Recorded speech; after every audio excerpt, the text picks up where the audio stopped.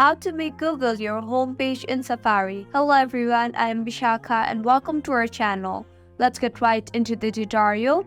Open the Safari application first, and as you can see, I already have Google in my favorites along with various other websites.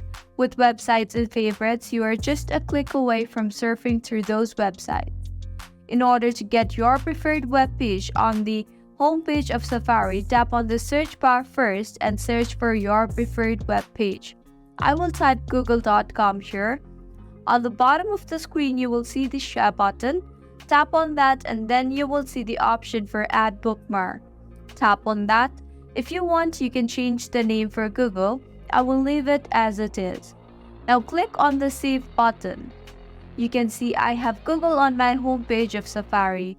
The other option to open Google in just a click is go back to google.com and tap on the share button again.